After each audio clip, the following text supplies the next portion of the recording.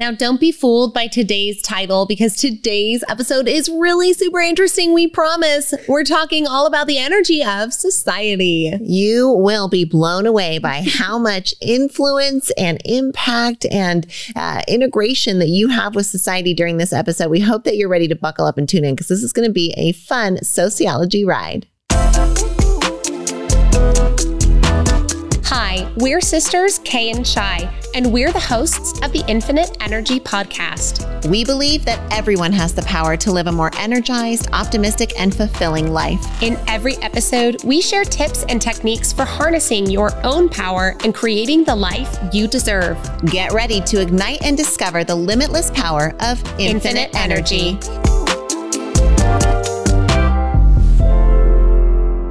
All right, so this episode actually comes at direct request from our listeners who have been asking for more information about what gets taught in Shila's sociology class and in our leadership and culture class. And so we're going to get into it today, talking all about the energy of society and its influences on you. Well, let us share with you, a recent interaction that we had, and the beautiful Cheryl Cooper, who we love so tremendously, was in on a meeting with us, and I shared a little bit of a teaching out of a recent sociology class, and she said, "You've got to share that on social media. You've got to, get that story out there." So we're going to do a podcast on the energy of society, but wanted to share just that quick teaching with you. And the concept is this idea of culture lag, and the culture lag is what happens when material culture advances and non-material has to catch up. Non-material culture has to catch up. What does that mean? Material culture, things that are physical, that we can touch, that we can see, like your phone, like when that technology advances, right? So material culture advances like the phone. And then the immaterial culture, the values around, the habits around, the knowledge around, the usage of the phone and the plans around the phone, that all has to catch up to the new technology. And that space in between is called culture lag. And so isn't that interesting to consider the different culture lags in our lives and where we see it? But culture lag is what kicked off this, I think, request for a little bit more on the energy of society. Well, a funny culture lag instance that keeps popping up in our lives is actually a very interesting culture lag piece that Shila and I see demonstrated in between the two of us. Now, Shila and I are 7 years apart in birth.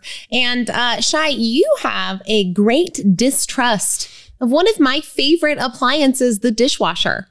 I do. And it turns out I'm not alone. You aren't alone. And turns out this is totally a culture lag problem. Totally a culture lag issue.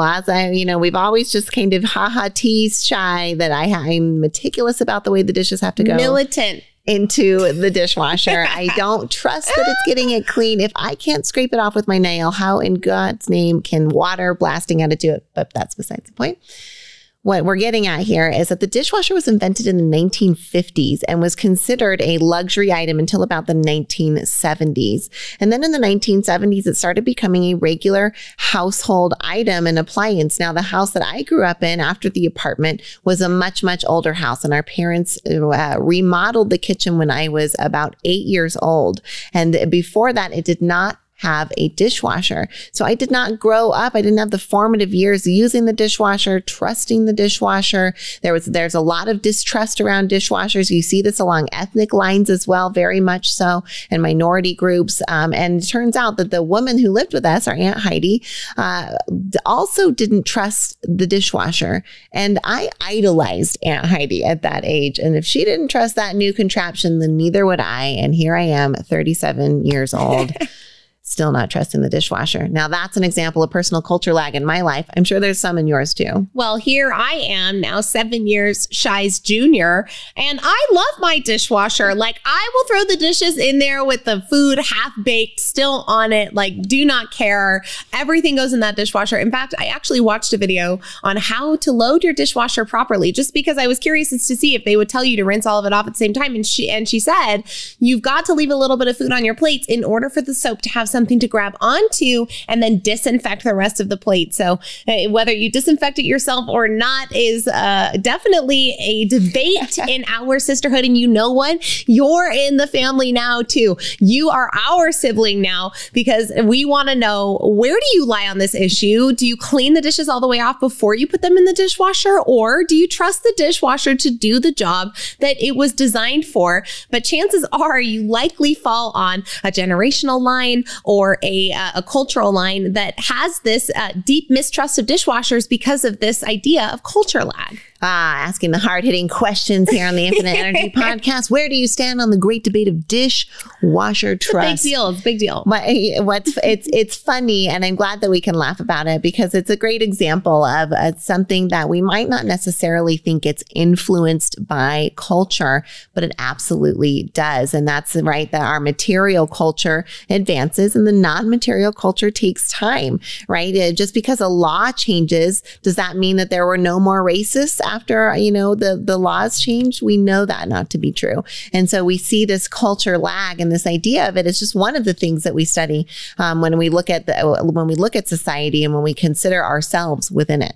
Now, one of the things that makes Shyla most qualified to teach and be our leader on this subject is that she has a master's degree in sociology that she earned from the University of Nevada, Reno, and she teaches Sociology 101 at UNR, which is so amazing. And the reason that I'm qualified to sit in on this discussion is because I've taken Sociology 101 5 times now, because I've sat in on every single one. Practically teach it now, right? Next year we're co-teaching. Hi, sociology. What qualifies you to teach this science?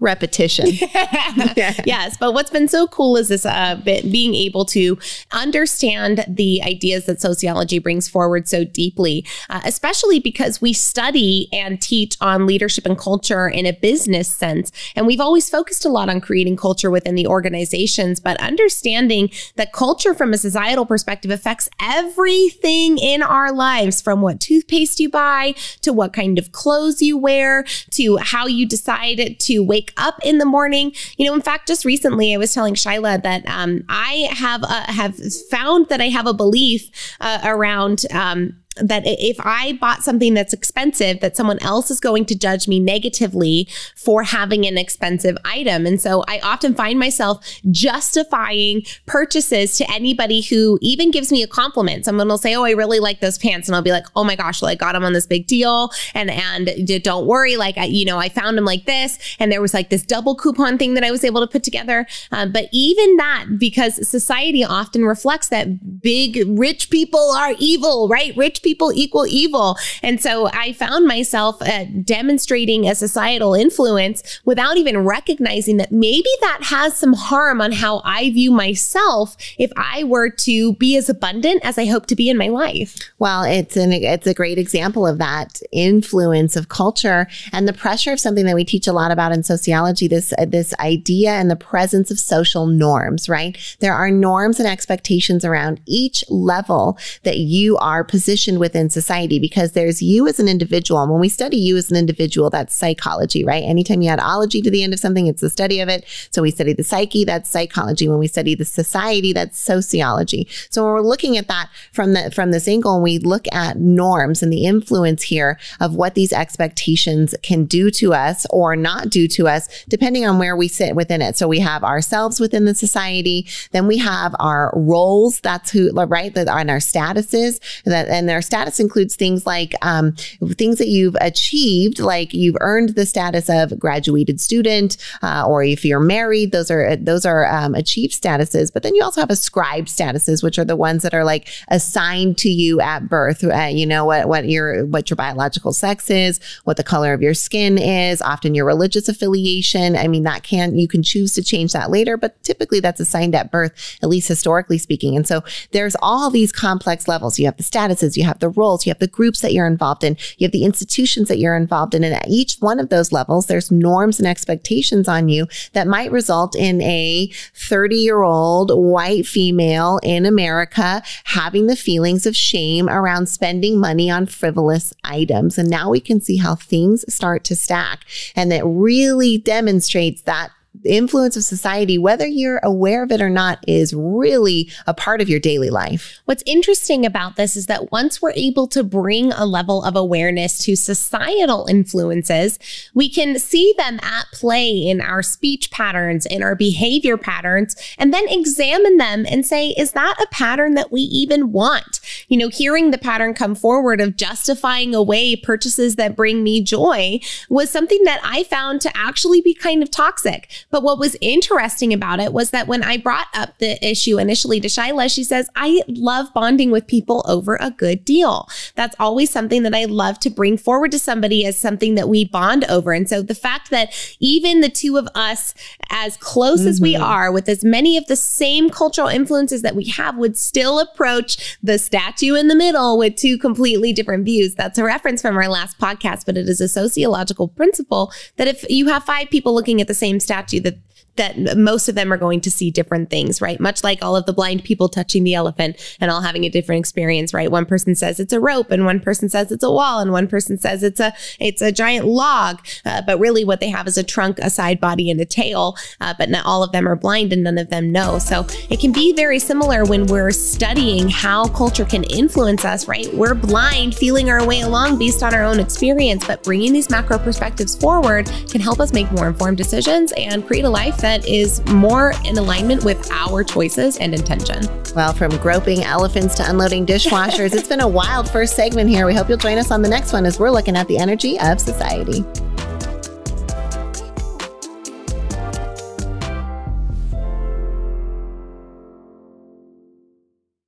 We're talking leadership this week, and one of the organizations we are so proud to be at the helm of is the Neuroencoding Institute. We got to co-found the Neuroencoding Institute alongside Dr. Joseph McClendon III, amazing world-renowned neuropsychologist and incredible mentor and teacher. If you're at all interested in learning more about what the Neuroencoding Institute does and what it can do for you, please visit neuroencoding.com. One of our proudest business accomplishments is what we've been able to do with Squeeze In franchising. The Squeeze In is a breakfast lunch restaurant featuring the best omelets on the planet, and it's been around for almost 50 years. And now you can have a Squeeze In your community. We've seen how this business transformed our families, and now we are so excited to offer this to families around the country to see how this little restaurant might change their family and their community. If you're wondering how to set up your adult children for legacy and success through a small business, then the Squeeze In is an option we urge you to consider. Come find out more about Squeeze In franchising at squeezein.com. You're enjoying this episode on Angel Phoenix Productions Podcast Network. To explore a complete lineup of quality programs and media production services, head on over to angelphoenix.com or like our Facebook page at facebook.com/Angel Phoenix Productions.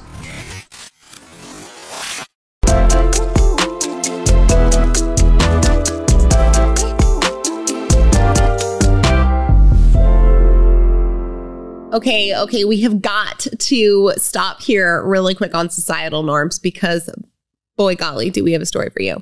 So Shyla and I were flying on an airplane, a quick hop. So we got onto a Southwest Airlines flight. And if you've ever been on Southwest before, you know that it has open seating. If you've never been on Southwest before, then here's the thing. Southwest, you board in groups. So you get a boarding position, either A group, B group, or C group. And there's about 60 people in each group that board the plane and then have open seating. So you don't select a seat. Now, I upgraded one of my tickets to be in the A15 group. And I said to Shyla, look, I'll upgrade my ticket and I'll put down a scarf on the seat next to me and I'll save your seat because I know that you're in the back of the B group and we want to sit together. Now, that was a really easy thing to say, but societal conditioning had my reality looking very different. So there Kay finds herself building a person out of her various items to sit in the seat next to her, including a Hydro Flask water bottle head face thing with a jacket on the back of it to look like a hood that I wrapped in a scarf. You did good. Well, what's it? All the while texting Shyla, like I was just dying. Oh, and you guys, I was like C34.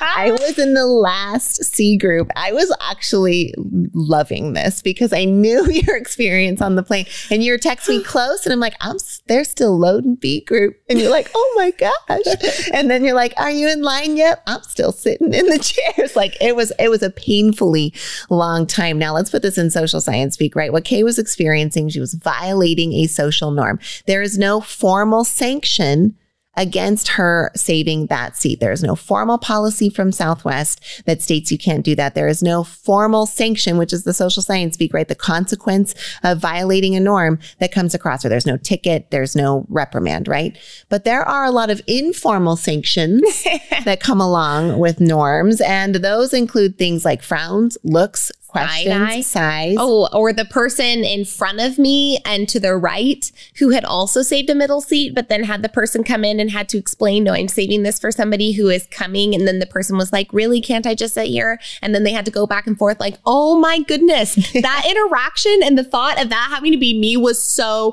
stressful. So I put on my hood, I kept my sunglasses on, I built my person, I sunk down, and I just didn't make eye contact with anyone on the plane. But boy, violating social norms can be painful. Now, it became less painful when you reassured yourself by checking, was there a formal sanction? And there was not, right? She Googled it. She saw there's no formal rule against it, which means as painful as it is, I'm not going to get in any actual trouble, and I can save the seat for my sister. So I'm sure you can relate to these kinds of experiences in your life where you've been the person that's out of odds, or right, when we violate a social norm, we're being deviant, which is our next kind of social science term there. We're deviating from the regular, which means people are going to notice and they're going to react and respond either positively, right? There's positive sanctions as well. Smiling, right? People nodding it when you speak and people clap. Those are positive sanctions that reinforcing your behavior, reinforcing, right, that you're doing good on the expected norm there. But when we're not, that's called deviance. And that's when we move away. And what deviance often goes in hand with is something that I know many people talk about a lot, which is social stigma. Social stigma can be a big deal because, much like Shyla said earlier, we have these roles, right? And there are ascribed roles, things that get put on you, like your race or your ethnicity. But then there's also these achieved roles. And achieved roles can be both positive, things like graduating college, or something more negative, like earning yourself a felony or maybe becoming addicted to drugs.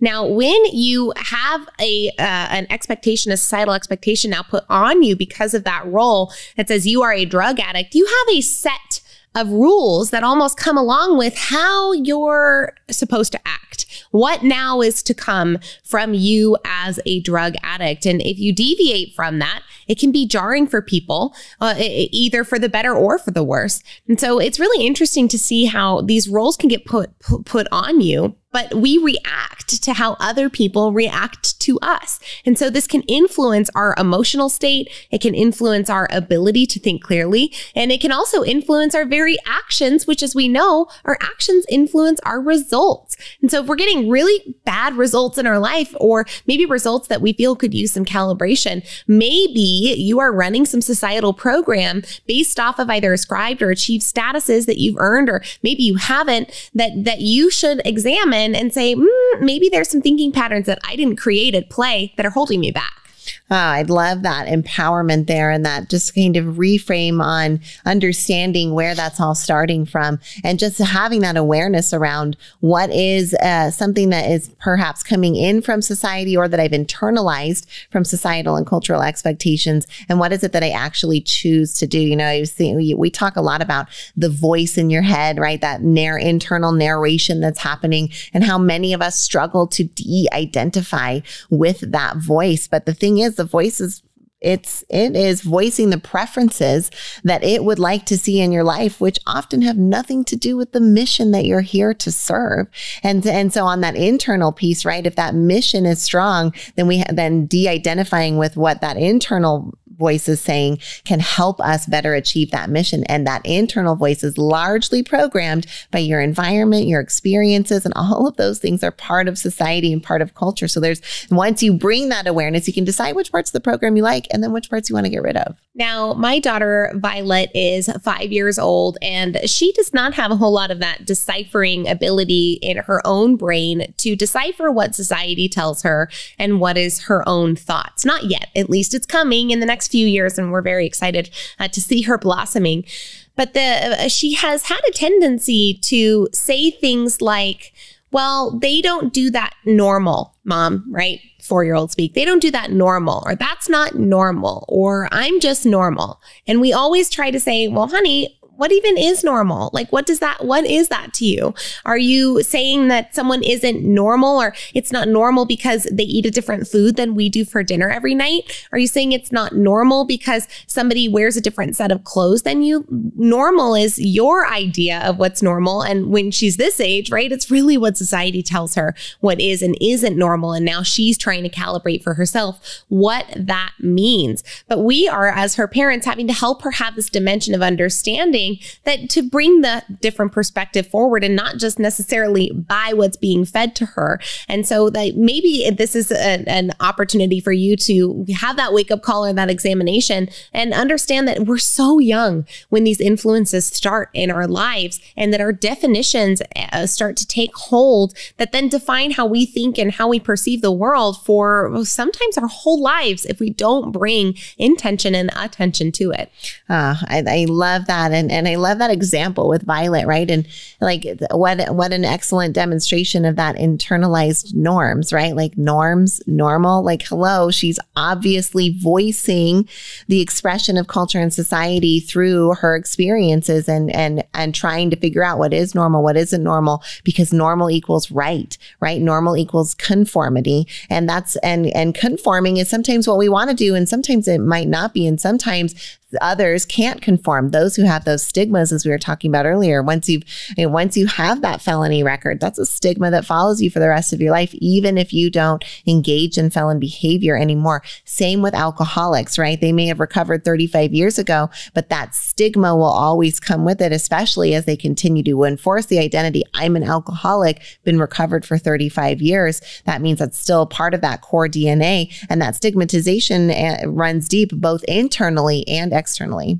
I'm so glad that you brought that forward, that internal and that external piece. So really be thinking about this. Society influences you, your family influences you, your culture influences you, which I am hoping that you can set us up for our next segment by just describing what are some of those influences that we have when we are examining where we are receiving society or culture from. Well, in social science speak, those are called agents of socialization. What are the agents of socialization? The agents of socialization. Well, the primary, main, number one agent of socialization cannot be overstated. This influence is probably no surprise to you. It is your parents. It is your primary group. The people that raised you and the people that you were around when you were raised is the number one agent of socialization, the number one place where you learned what was normal and what wasn't, what was part of the norm, what was part of the expectations and not. Then we've got media, right? And that's a big topic in today's world. We've got our institutions like education, like government. I think about my third grader bringing home the little book that says government at work, and it talks about fire trucks and police officers, and right, this is socialization. Violet calls them community helpers. Exactly, right? So this is that socialization piece where they learn at school to pledge allegiance, right? Those societal things. So these agents of socialization, you've got your family, you've got your institutions, you've got the media, and then of course you've got your peer group, and you've got those that are around you and the connections that you make outside of that first familial group. All of those are influencing you, and we look forward to picking this back up on the final segment of the Energy of Society coming at you next.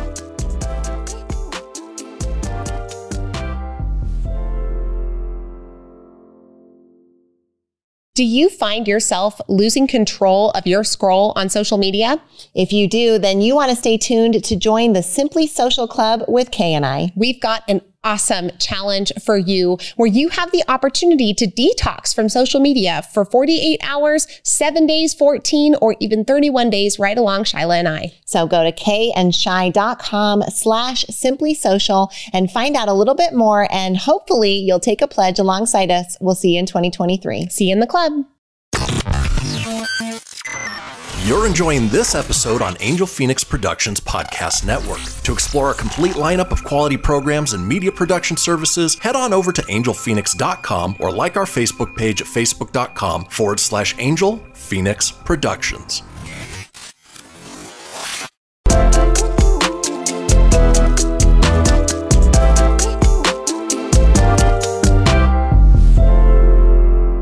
We're talking about those agents of socialization. That is an extremely fancy way of saying what are the sources of influence on you as you are shaping your identity and where they come from. And I do not know if this word fits anywhere in here, but it is a big fancy word and they use it in sociology a lot. And I'm going to just say it.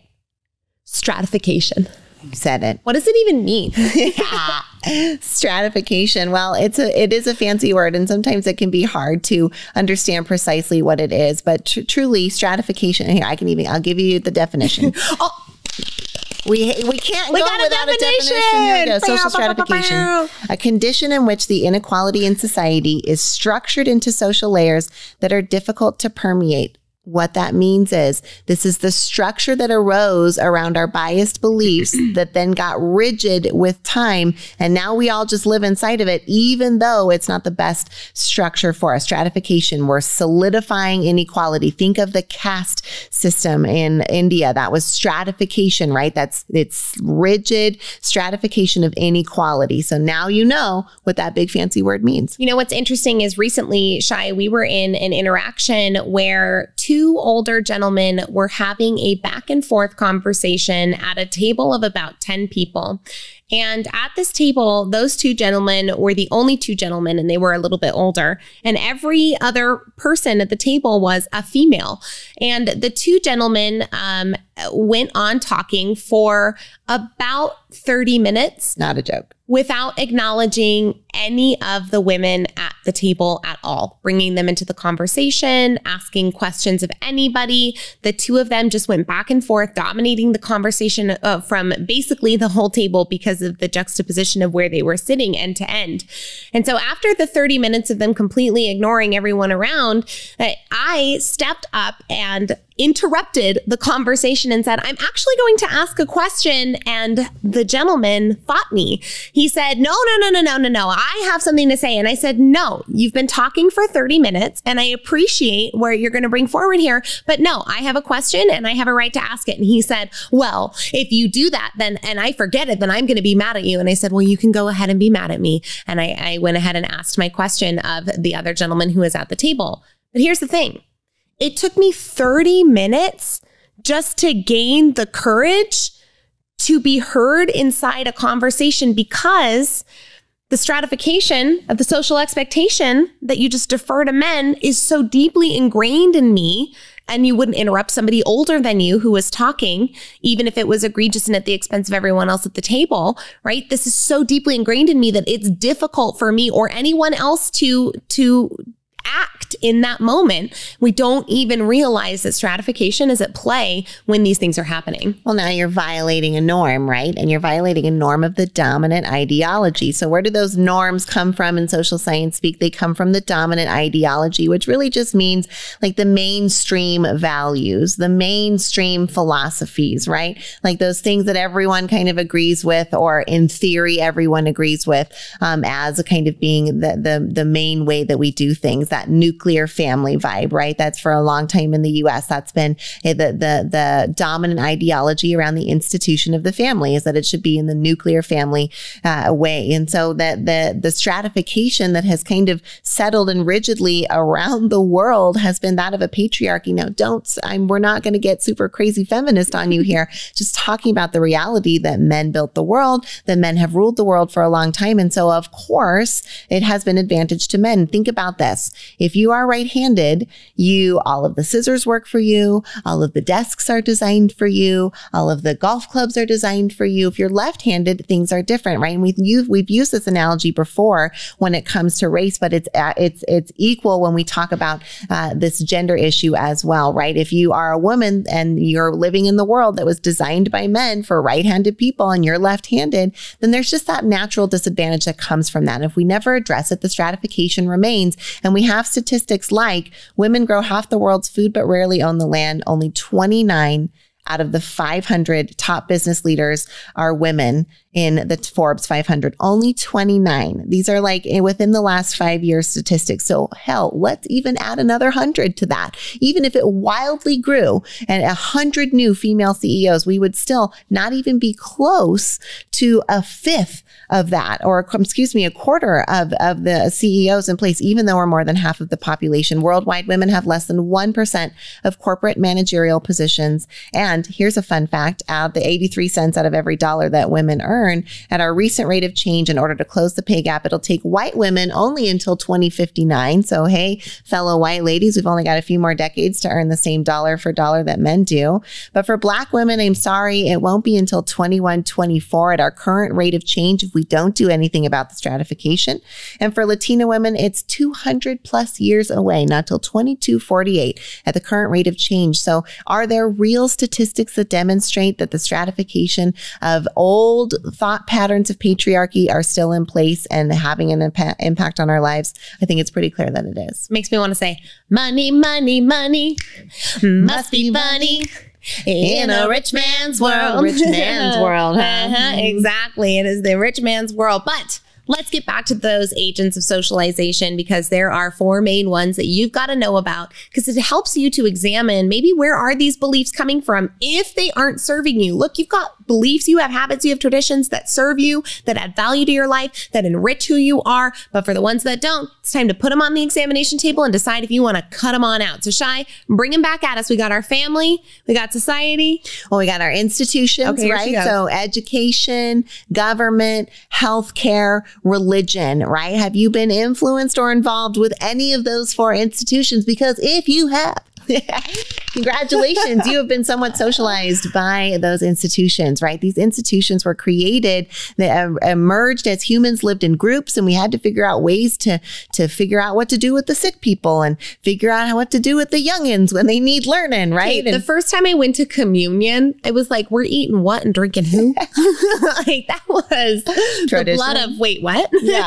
Yeah. It was right. Strange. Yeah, you were experiencing a cultural artifact of that institution of religion, right, within that particular religious experience. So imagine the impact that your life has had. If you were part of a religious institution growing up, that's likely deeply embedded in you, and some of your core values and beliefs likely started there, if not stayed there.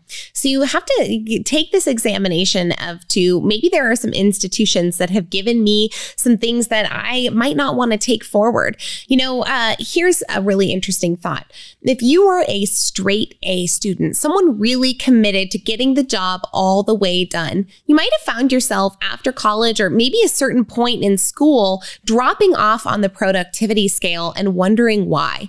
Well, we have had a really interesting realization lately that sometimes we hold ourselves back because all of the conditions aren't perfect, right? You don't want to go exercise because you don't have the full hour to drive yourself to the gym, to do the full thing, to come home, to shower. You just don't have that level of time, so you won't work out at all. So when we think about this in relation to how we're socialized from an institutional perspective, if you were really good at checking off the boxes that somebody else gave you in school, but maybe not so good at checking off or creating your own boxes to then check off and giving yourself grace for an 80% or a 75%, knowing that meant you got the job done, that the socialization of school can sometimes make us feel like we're failing in adulthood because we're not necessarily getting A's. Right. that's a product of that interaction with the institution. Some of those other agents of socialization, right? We've got that family, the number one agent where we learn the most. We've got these institutions that we interact with at large. And then let's talk about media and peer group, because these are two really major ones that have big influences on our lives. I mean, think about, there's a tremendous amount of information and study right now about the influence of social media and looking at the impact of its presence on our youth and the upcoming generations. We're seeing massive shifts in communication patterns and anxiety levels, in self confidence levels, and all kinds of different ways that this piece of culture, right? And this agent of socialization is expressing and changing who we are as human beings. Once again, demonstrating that really deep relationship you've got with society around you. Thanks for letting us be a positive media influence in your life, hopefully coming in your ear, just bringing more awareness as to the levels that we see ourselves being affected at. Now, that last bit, your peer group, those who are around you, you've likely heard that the 5 people around you are kind of the culmination of who you end up becoming. So if you hang out with people who have really terrible habits, but you're trying to create good habits, you're not going to have as easy of a time, because you are very heavily influenced by your peer group and your social sphere. We've had such a good time getting to talk all about the energy of society. I honestly feel like we could go for hours. So many. Like we touched like 3 chapters, guys. Oh, like we could even go deeper. So stay tuned. There's probably going to be an Energy of Society part 2 at some point here on the Infinite Energy podcast. But we're so grateful that you chose to spend your time with us today. And it came at you, as always, with so much infinite love from your sisters, Kay and Shi.